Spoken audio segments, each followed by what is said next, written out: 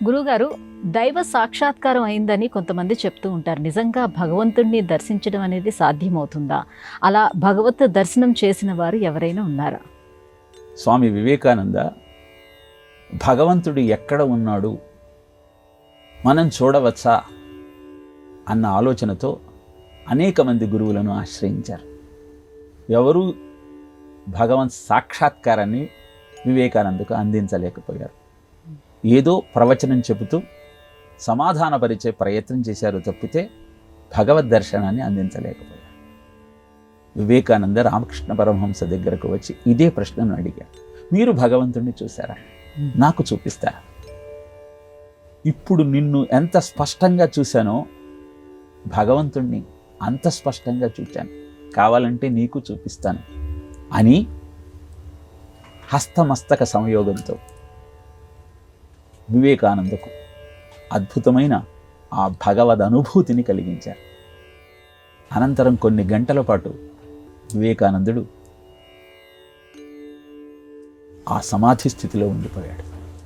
రామకృష్ణ పరమహంసనే గురువుగా స్వీకరించి తన జీవితాన్ని సన్యాసాశ్రమ పథంలో ముందుకు నడిపించారు. తులసీదాస్ హనుమత్ దర్శనం కోసం మొదట తప్పించాడు. ప్రతినిత్యము రామనామాన్ని జపించి ఆ జలాన్ని మర్రి చెట్టు మొదట్లో పోయటం ప్రారంభించారు.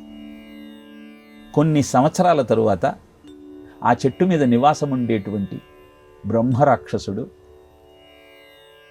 తులసీదాసు ముందు ప్రత్యక్షమై, స్వామి, నిరంతరము మీరు పోసినటువంటి మంత్ర జలము నా బ్రహ్మరాక్షస ఉపాధిని అంతం చేసింది, నాకు ముక్తి లభించింది, మీరే వరం కోరుకుంటారో కోరుకోండి అంటే హనుమత్ దర్శనాన్ని ప్రసాదించమని ప్రార్థించాడు.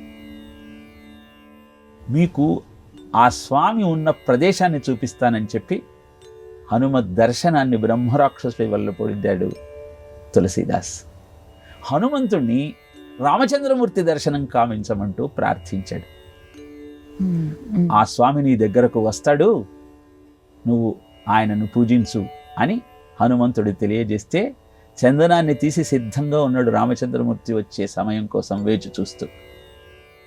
ఈయన తన్మయత్వంలో ఉన్న సమయంలో రామచంద్రమూర్తి వచ్చి అక్కడ ఉన్న చందనాన్ని తాను అలదుకొని తులసీదాసుకు కూడా అలది అంతర్ధానమయ్యాడు. ఇలా 2-3 సార్లు జరిగిన తరువాత 1650 సంవత్సరంలో రామచంద్రమూర్తి దర్శనం కలిగింది తులసీదాసు.